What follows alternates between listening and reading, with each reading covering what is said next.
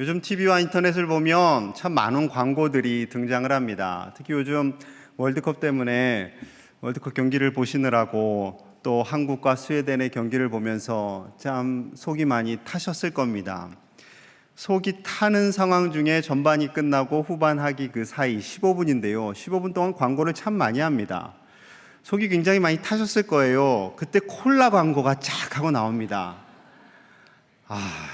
얼마나 그 콜라가 마시고 싶던지요. 그런데 조금 지나니까 피자 광고도 하고요, 치킨 광고도 합니다. 단가가 세졌습니다. 칼로리도 세졌습니다. 애들하고 먹을까? 그러다가 그만두자. 그래서 먹지 않았습니다. 요즘에 계속해서 우리에게 그런 광고들을 무언가를 좀 사주세요, 저를 좀 사주세요 라고 우리에게 요청하는 듯 합니다. 그리고 종종 카톡을 보면 카톡의 대문 사진에, 프로필 사진에 해외여행을 갔다 온 사진이라든지 맛집에서 우아하게 식사하는 모습을 이렇게 사진 찍어서 올리는 분들이 많이 계세요. 좋다라고 보기에는 뭔가 허전한 마음이 우리 안에 있습니다. 부러우면 지는 거지만 부러운 마음도 조금 들기도 합니다. 현대 자본주의를 살아가면서 우리에게 재정, 물질, 돈, 이것은 필요한 것임에는 분명합니다. 그래야 자녀도 교육도 시키고요, 아플 때 병원도 가고요, 때로는 여행도 가고 노후도 준비합니다.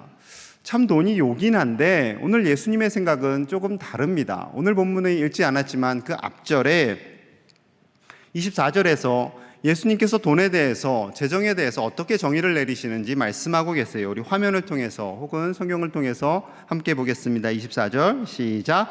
한 사람이 두 주인을 섬기지 못할 것이니 혹 이를 미워하고 혹 저를 사랑하거나 혹 이를 중히 여기고 저를 경히 여김이라. 너희가 하나님과 재물을 겸하여 섬기지 못하느니라. 아멘. 한 사람이 두 주인을 섬길 수 없다라고 분명하게 말씀하세요. 어느 한 주인에게 더 마음이 간다라는 것이지요. 어느 한 주인에게 더 중히 여기게 된다라는 겁니다. 그래서 마지막에 분명하게 말씀하세요. 너희가 하나님과 재물을 겸하여 섬길 수 없단다라고 못을 확 박아버리십니다. 이것은 분명한 선택의 문제라는 거예요. 단순히 우선순위의 문제를 넘어서 하나를 선택해야만 한다라는 것이지요. 당연히 믿음의 사람은 재물을 선택할 수는 없겠지요. 하나님을 택해야 합니다. 이 재물이라고 표현된 맘모나라는 이 헬라어에서 맘모니즘, 황금 우상주의, 그 단어가 시작이 돼요. 그러니까 예수님의 마음속에는 재물이라는 우상이냐, 하나님이라는 우리의 절대 가치를 두어야 할 우리의 하나님 아버지냐를 선택의 문제라는 것입니다. 그리고 이제 25절로 넘어가시는 거예요. 그럼 우리가 좀 근심이 되겠죠. 돈 필요한데, 재물이 있어야 되는데, 그래야 콜라도 먹고 치킨도 사 먹고 하는데. 자, 우리 25절 같이 보겠습니다. 25절 시작. 그러므로 내가 너희에게 이르노니 목숨을 위하여 무엇을 먹을까, 무엇을 마실까, 몸을 위하여 무엇을 입을까 염려하지 말라. 목숨이 음식보다 중하지 아니하며 몸이 의복보다 중하지 아니하냐. 아멘. 그러므로 라는 이 말씀을 통해서 결론을 내리시는 거예요. 몸을 위해서 무엇을 먹을까 염려하지 말라 하십니다. 무엇을 마실까, 무엇을 입을까. 이것은 메뉴를 선택하고 옷이 쫙 진열되어 있는데 뭘 골라 입을까, 이 말씀이 아니라 우리의 먹고 사는 문제, 어떻게 해야지 먹고 살 수 있을까, 이것으로 인해서 걱정하지 말라는 겁니다. 너무나 쉬운 결론이에요. 다 그렇게 살았으면 좋겠습니다. 하지만 우리의 내면 속에 좀 삐딱한 마음이 있어요. 주님, 누군들 염려하고 싶어서 합니까?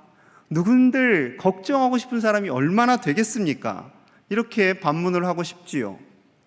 예수님께서 이 말씀을 하시던 그 시대적 상황은요, 우리가 좀 더 눈여겨봐야 합니다. 예수님께서 사역하시던 그 시대는 로마의 식민지였습니다. 그 전에는요, 헬라의 식민지였습니다. 그 전에는요, 페르시아의 식민지였습니다. 그 전에는요, 바벨론의 식민지였습니다. 그 전에는요, 아수르의 식민지였습니다. 남유다만 따져 보더라도 500년이 넘는 시간, 북이스라엘만 따져 보더라도 700년이 넘는 시간을 식민지로 삽니다. 얼마나 힘들었겠습니까? 중간에 독립을 한 적이 잠깐 있습니다. 한 약 60년 정도 독립을 했지만 로마에 의해서 초토화가 되고 금방 끝나고 맙니다. 참 먹고 살기 힘든 시대였습니다. 오늘보다 더 힘든 시대였을 것임에는 분명합니다. 이런 상황 속에서 왜 우리가 먹고 사는 문제로 고민하지 말아야 하는지, 염려하거나 걱정하지 말아야 하는지 조목조목 말씀을 하세요. 첫째로 하나님이 먹이신다라고 말씀합니다. 26절 같이 봅니다. 26절 시작. 공중의 새를 보라. 심지도 않고 창고에 모아들이지도 아니하되 너희 하늘 아버지께서 기르시나니 너희는 이것들보다 귀하지 아니하냐. 아멘. 공중에 날아다니는 새를 보렴. 저들은 심지도 않고 거두지도 않은데 다 먹고 산단다, 이 말씀을 하세요. 이 말씀을 듣는 백성들이 굉장히 좀 어이가 없었을 것 같아요. 그런데 잘 보십시오. 누가 저들을 기른다고 하십니까? 하늘 아버지께서 저들을 책임져 주신다라는 거죠. 하늘 아버지라고 표현한 의도가 있으십니다. 그렇다면 우리가 누가 되나요? 아버지의 자녀가 된다라는 겁니다.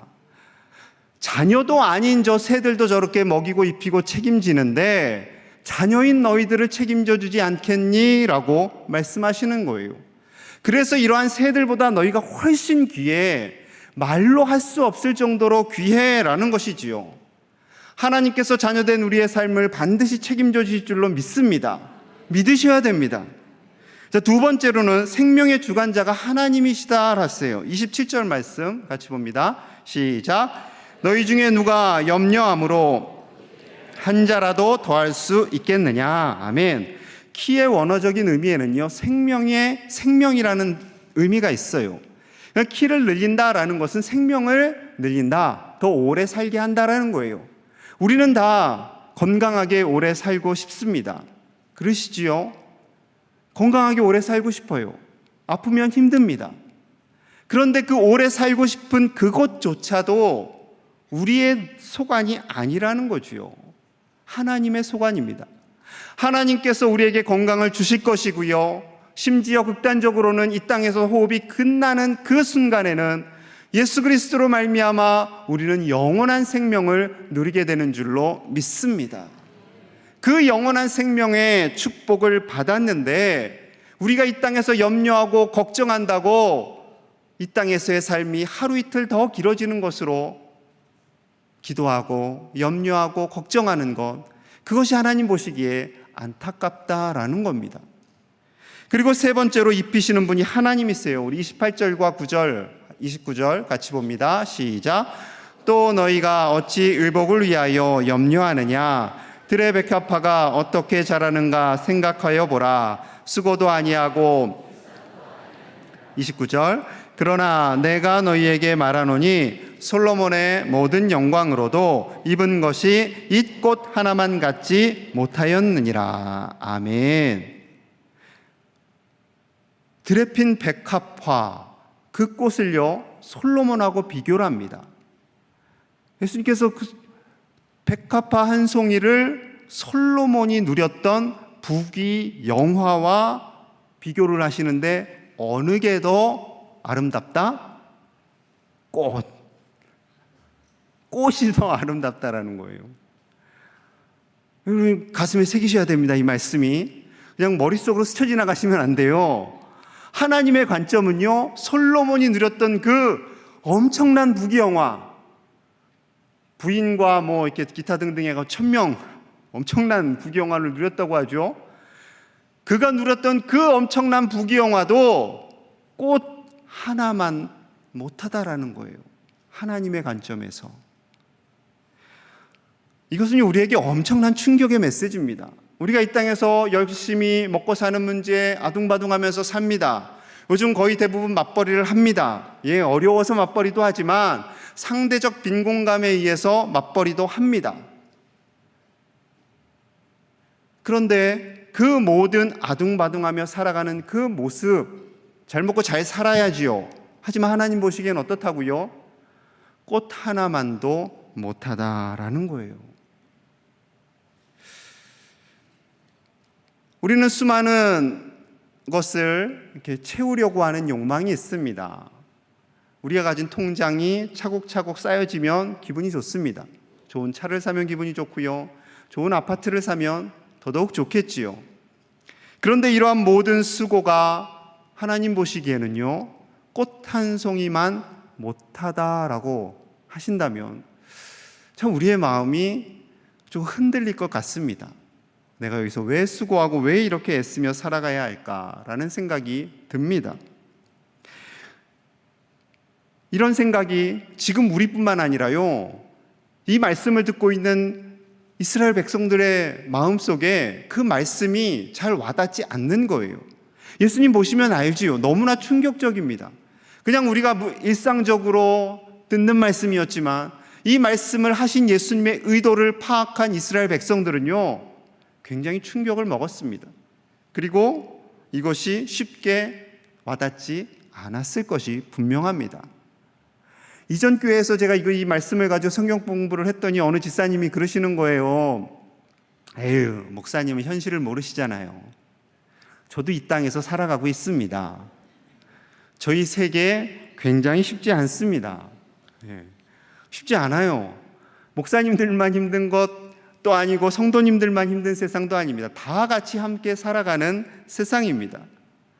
하나님께서 더더욱 아시겠지요. 예수님께서 더더욱 아시겠지요.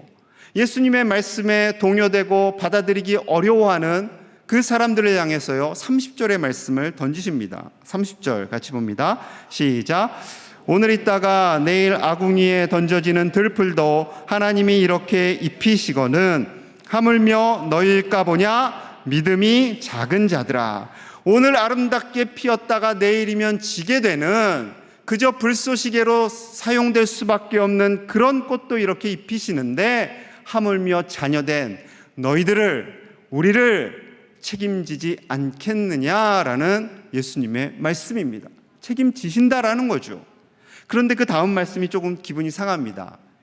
믿음이 작은 자들아. 이것을요, 예수님께서 믿음으로 연결하고 계십니다. 먹고 사는 문제로 걱정하는 거, 염려하는 거, 노후의 문제, 건강의 문제, 자녀들의 진로의 문제로 염려하고 걱정됩니다. 저도 됩니다. 그런데 그것을요, 믿음이 작다라고 표현하고 계십니다. 심지어 32절에서는 더더욱 강력하게 말씀하세요. 32절 같이 봅니다. 시작. 이는 다 이방인들이 구하는 것이라 너희 하늘 아버지께서 이 모든 것이 너희에게 있어야 할 줄을 아시느니라. 아멘. 이는 다 이방인들이 구하는 것이라. 이 말씀에서요, 이스라엘 백성들은 엄청난 충격, 강펀치를 먹은 겁니다. 우리는 그냥 보겠지만, 왜냐하면 이스라엘 백성들이 제일 혐오하는 사람들이 이방인들입니다. 하나님을 경외하지 않는 이방인들, 그 사람들을 바라보면 피해야 했고요, 재수 없다고 침을 뱉었습니다. 사마리아 땅은 밟지도 않았습니다. 이방인의 피가 섞였다고 해서. 그런데 너희나 이방인들이나 다를 바가 없다라는 거예요.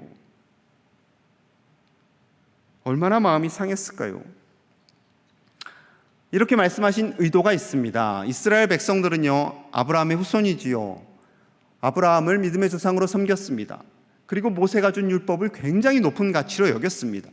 이렇게 하나님을 알고 지낸 것이 무려 2000년이에요. 2000년.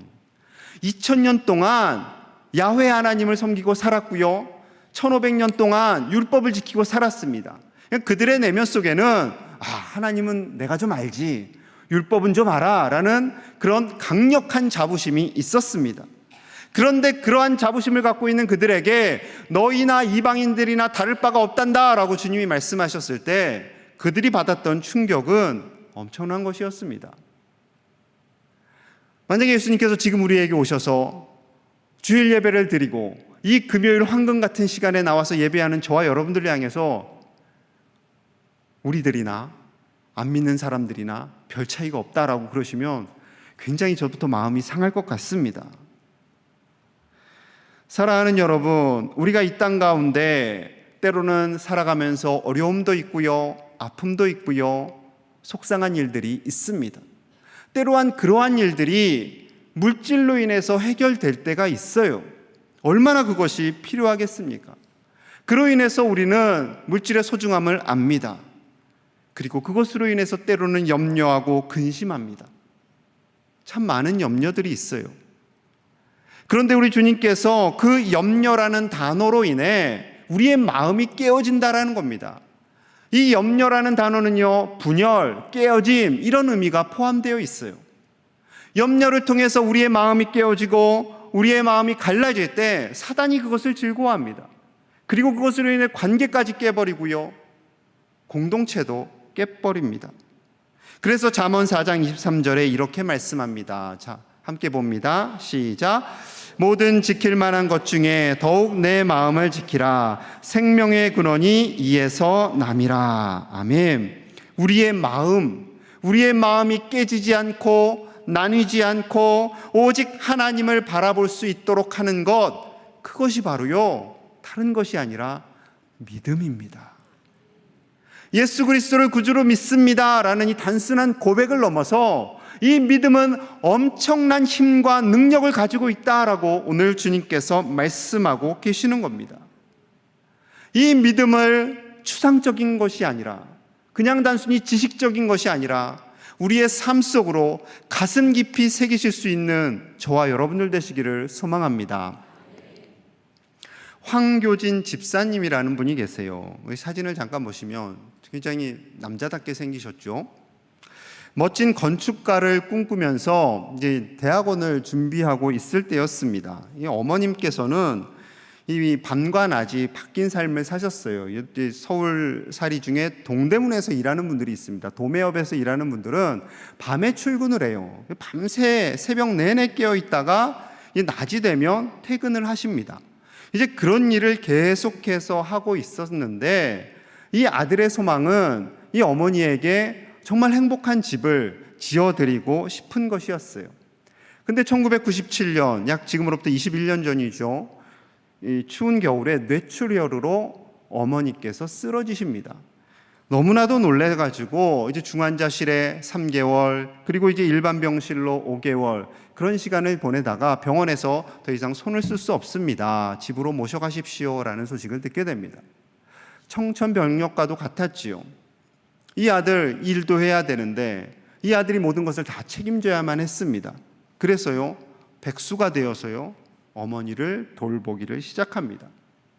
처음엔 하나님을 원망하기도 했습니다. 하나님, 왜 이런 일이 저에게 일어났습니까? 왜 믿음 좋은 어머니에게 이런 일이 일어났습니까? 라고 기도를 하다가 하나님께서요, 그 기도의 내용을 바꾸시더랍니다. 어떻게 이 상황을 하나님께서 인도하시는 상황으로 만들어 가야 합니까? 하나님, 이것을 어떻게 극복해야 합니까? 만약 제가 누워있고 어머님이 저를 돌보셨더라면 어떻게 이 위기를 극복해 가셨겠습니까? 라는 기도를 하면서 이 어머님을 돌보기 시작합니다. 의학 서적을 사고요, 24시간 동안 어머님이 가장 편안해 수 있는 상태로 만듭니다. 250칼로리의 죽을 만들기 위해서 요리책을 보고요, 열심히 죽을 만듭니다. 그리고 돌봅니다. 그러니까 병원에서보다 더 어머님의 혈색이 좋아지더랍니다. 그렇게 7년을 섬기고요, 책을 내게 되었는데요, 이 화면을 좀 보시면 어머니는 소풍 중이라는 책을 냅니다. 네. 그리고 이제 어머님을 계속 돌보는 사진도 갑사진인데 저렇게 돌보게 됩니다. 저 책이요, 확 뜨게 되었습니다. 보신 분들도 계실 거예요. 어머니는 소풍 중, 지금은 엄마는 소풍 중으로 다시 이제 책을 재발간했는데요. 이 7년간 어머니를 섬기면서 했던 그 일기들이 기록된 겁니다. 근데 이것이 발간되면서 많은 방송사들에게서 전화가 왔고요, 출연 제의를 요청받았습니다. 근데 이분이 다 커트했어요. 다 커트합니다. 그런데 이제 인쇄만으로는 감당이 안 되는 그 차에 하나님께서 이분을 위해서 이제 일하기를 시작하는 거예요. 유명한 기업체 홍보팀에서 일하게 해주셨고요, 그 다음에는 안정된 출판사에서 일을 하게 하셨습니다. 지금까지 그곳에서 일을 하고 계십니다. 그리고 본인은 결혼을 절대 못할 것이라고 생각을 했어요. 그런데 이 책을 보고 감동받은 참 착한 자매님이 이분을 위해서 기도하게 되었고요, 함께 어머니를 돌보게 되었습니다. 그래서 결혼도 하게 되었고 정말로 아내를 닮은 잘생긴 아들도 낳게 되었습니다.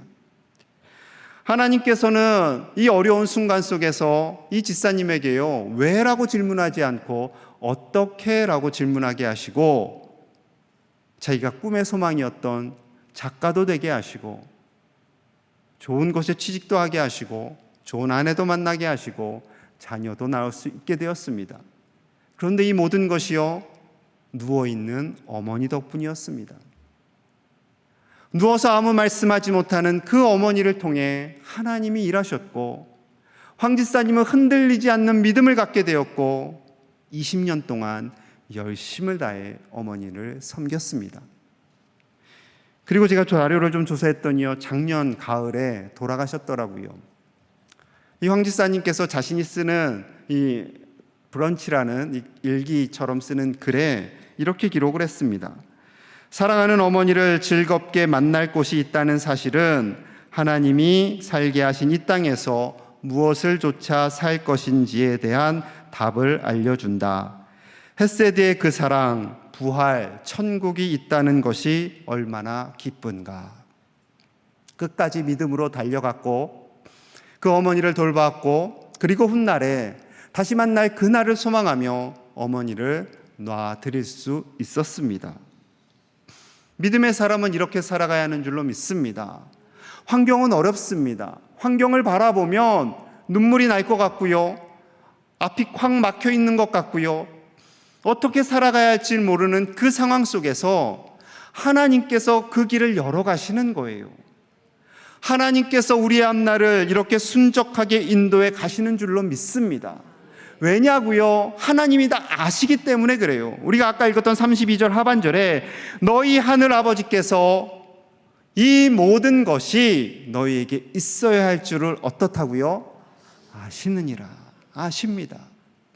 아세요. 아십니다. 알지만 하나님께서는 우리의 기도를 듣기 원하시고 그 기도에 응답하셔서 하나씩 하나씩 응답해 가시는 신실하신 하나님이신 줄로 믿습니다. 우리 주님 말씀하셨잖아요. 하늘 아버지께서 책임져 주신다고. 하늘 아버지께서 책임져 주신다고 약속하셨는데 자녀된 우리를 그냥 놔주시겠습니까? 그리고 다 아신다고 말씀하셨는데 그냥 내버려 두시겠습니까? 결코 그렇지 않습니다. 이 말씀을 믿고 마음에 새기시는 저와 여러분들 되시기를 소망합니다. 이 말씀을 정말 믿으셔야 됩니다. 정말로 믿음으로 나아가셔야 합니다. 하나님께서 우리 가정을 위해 어떻게 일하실지, 우리 자녀들을 위해서, 우리의 배우자를 위해서 하나님은 일하고 계십니다. 힘들더라도, 정말로 어렵더라도 포기하지 않고 그 하나님을 믿고 나아가십시오. 하나님께서 반드시 우리를 위하여 일하고 계시는 줄로 믿습니다. 그리고 결론을 이렇게 내리세요. 33절 말씀 같이 봅니다. 시작. 그런즉 너희는 먼저 그의 나라와 그리하면 이 모든 것을 너희에게 더하시리라. 아멘. 우리의 사명은 먼저 하나님의 나라와 의를 구하는 것이다 라고 말씀하세요. 먼저 가장 우선순위에 이것을 두라는 겁니다. 그러면 하나님께서 다 채워주신다라는 거예요. 어쩌면 이 말씀도 우리의 믿음을 테스트하는 말씀 같습니다. 정말인가요? 하나님 정말 책임져 주십니까? 그런데 하나님의 나라와 그 일을 구하는 그것은 또 무슨 뜻인가요? 이런 의문이 생겨요. 한때 한국교회에서는 봉사로 이 말씀을 많이 적용했습니다. 전도에 표현되기도 했습니다. 맞습니다. 틀린 것은 아닙니다. 그런데 전도와 봉사, 이것은요 한 부분적인 겁니다. 먼저 그의 나라와 의를 구하라는 것은요 믿음을 가지고 살라는 거예요. 예수 그리스도를 가지고 우리의 삶 속에 우리의 가정을, 우리의 일터를, 우리의 교회를 하나님의 나라로 만들어 가라는 겁니다. 그것이 하나님이 기뻐하시는 의예요. 그것이 믿음이고요, 그것이 바로 하나님이 원하시는 삶입니다. 그러다 보면 자연스럽게 전도도 하게 되고 자연스럽게 봉사도 하게 되는 겁니다. 이 혼란스러운 세상 가운데 물질이 가장 최고이고 쾌락이 가장 최고이고 명예와 권력이 가장 최고이다라고 우리를 속이는 이 세대 가운데 아니라고 말할 수 있는, 담대하게 하나님의 나라와 하나님의 의를 구하는 것, 믿음대로 사는 것이 가장 먼저라고 말할 수 있는 저와 여러분들 되시기를 간절히 소망합니다. 간절히 소망합니다. 우리의 자녀들에게 물려줄 수 있는 것, 믿음이 되었으면 좋겠습니다. 우리의 손주들에게 남겨줄 수 있는 것, 넉넉한 물질이 아니라 믿음이 되었으면 좋겠습니다. 그 믿음으로 산단다라고 자신있게 가르치실 수 있는 그런 멋진 아빠, 엄마, 멋진 할아버지, 할머니가 되면 좋겠습니다. 그 믿음으로 살아가시는 저와 여러분들 되시기를 간절히 소망합니다. 하나님께서 우리의 가정을 믿음의 가문으로 세워주실 줄로 믿습니다. 왼쪽을 보시면 이번 여름 수련회 주제가요, 오직 믿음으로 살리라입니다.